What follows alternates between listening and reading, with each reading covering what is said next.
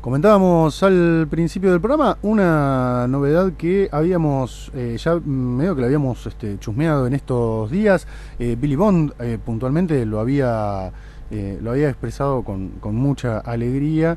La cuestión de bueno el catálogo de Music Hall que ha sido recuperado, y esto tiene que ver con una gestión del INAMU, el Instituto Nacional de la Música. Diego Boris es su titular y con él estamos en comunicación. Diego, ¿cómo estás? Martín te saluda. ¿Qué tal, Martín? ¿Cómo andas? ¿Bien? Bien, muy bien. Una cosa así un poco sorpresiva, porque Music Hall había dejado como un montón de material imposibilitado de reeditarse. ¿Qué fue puntualmente lo que pasó con ese material? Bueno, estuvo en una especie de limbo durante 23 años. En el año 93 se inicia el proceso de quiebra que deriva en el 94, y esos discos no se pudieron editar legalmente en todos estos años. Nosotros vimos ahí con el instituto, ya lo veníamos viendo antes de que exista el instituto, una injusticia muy grande. Discos, digamos, que generan un patrimonio cultural enorme y que las generaciones pasaban y no podían acceder a ese formato en calidad profesional, y solo circulaban algunas copias truchas, ¿no? O se vendían algunas copias truchas. Entonces decidimos primero trabajar junto con los músicos. Son músicos, grabaron un video, tanto León como Miguel Mateo, como Nito Mestre, como Raúl Porchetto, como Miguel Cantilo, diciendo Miguel Cantilo, apoyo la ley de recuperación del catálogo de Music Hall. Fuimos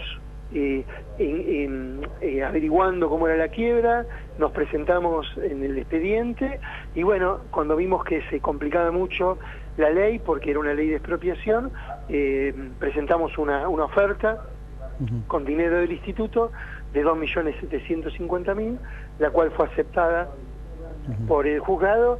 Y bueno, se publicaron los edictos, no hubo oposición, y ya el miércoles pasado quedó la sentencia firme.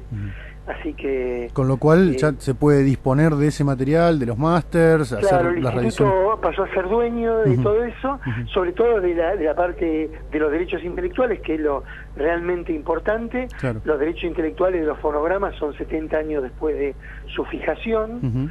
Algo que se fija en los 70 tiene la posibilidad de hasta el 2040 de ser editado, y después pasa a dominio público, y dentro de 10 días vamos a ver los formatos físicos. Pero ya al tener todo lo que son los derechos intelectuales, rápidamente hicimos una cesión de una licencia para los artistas principales que estaban involucrados en esos discos, y ayer fue muy emocionante poder otorgarle a Charlie y a David la licencia de los discos de Serú Girán, el primero y el segundo, de Por Su Gieco, a Charlie, a León, a Porchetto. De León estaba cuarto LP, ¿no estaba también por Music Hall? León tiene los 10 primeros discos de su carrera. Claro, ahí. El León Gieco, La Banda de los Caballos Cansados, El Fantasma de Canterville, el cuarto LP, donde está Solo Le Pido a Dios, Cachito Campeón de Corriente, Pensar en Nada, los 3 discos de Ushuaia de Quiaca, 7 años y Ayer y Hoy.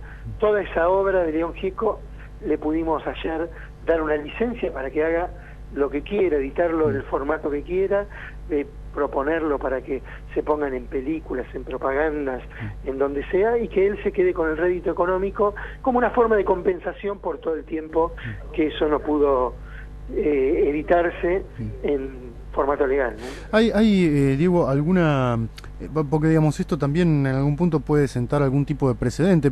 Digo, ¿hay alguna idea desde el INAMU para ver cómo se protege al músico en casos como este puntualmente, en el cual evidentemente Music Hall ya había quebrado y eso no había manera de editarlo? ¿Hay alguna posibilidad de que eso no vuelva a ocurrir y en casos así directamente pase a los artistas? Es muy complejo porque los artistas no eran los dueños de ese material, era el dueño el productor fonográfico. El problema fue que el productor fonográfico entró en quiebra y no es que lo compró otro y lo editó.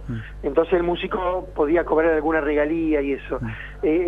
O sea, concretamente el músico nunca fue dueño, ahora pasó a tener una licencia como si fuera prácticamente dueño, pero en el medio pasaron 23 años en el cual esos discos no se pudieron reeditar. Lo que estamos viendo es que ojalá esta situación genere un efecto contagio y muchos sellos importantes, multinacionales, que tienen ahí ocultos catálogos que no lo editan hace discos que lo tienen hace 10 o 15 años que no lo editaban, sufran un efecto contagio y los editen ahora, ¿no? Porque de nada sirve tener esos discos ahí haciendo polvo cuando los músicos por ahí fueron lo más importante que editaron en su vida. Claro, digamos, o que lo edite el propio sello o que permita que haya... la posibilidad al músico. Claro, que le dé la posibilidad al músico para reeditarlo, sobre todo en algunos casos en cual es material relativamente raro, ¿no? Y no tan fácil de para hallar. Un público más específico. Claro, sí. Tengo entendido que era a nosotros por ahí, por una cuestión de nuestra trayectoria, de nuestro gusto, estábamos más centrados en el tema del rock, pero tengo entendido que también hay autores de tango y de folclore, como desde Piazzolla hasta Falú, que estaban un poco inmersos en esta situación. Sí, porque Sica Americana absorbió otro sello que era TK, que tiene discos del Mundo Rivero, de Troilo, ¿no? De mucha gente de Podestá, de Mauré, de mucha gente de tango y de folclore, y también, Music Hall y Shazam Record. Y sí, hay discos de Piazzolla, Waldo de los Ríos, hay de Pipo Pescador, de Susana Jiménez, digo, hay de todo, ¿no? Pero bueno, uno, por una cuestión generacional, está muy identificado también con esos discos de Papo, de La Pesada, de Cerú, de Arcoiris, ¿no? De Pastoral, digo, hay muchísimo catálogo, pero es realmente muy rico en cuanto a los diferentes estilos musicales, ¿no? Bien.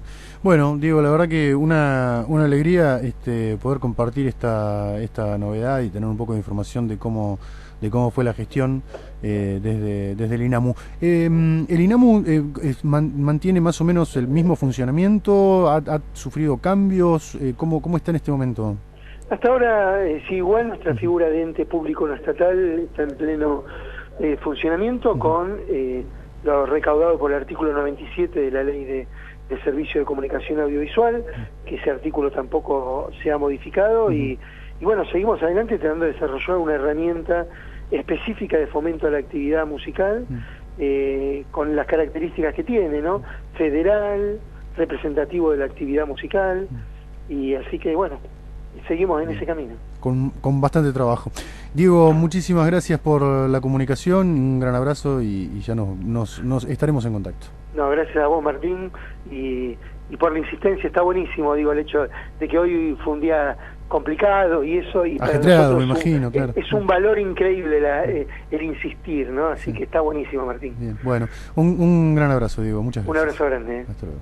Era Diego Boris, titular del INAMU, el Instituto Nacional de la Música. Este ente, como bien decía Diego, un ente público no estatal que surgió a partir de la Ley de la Música.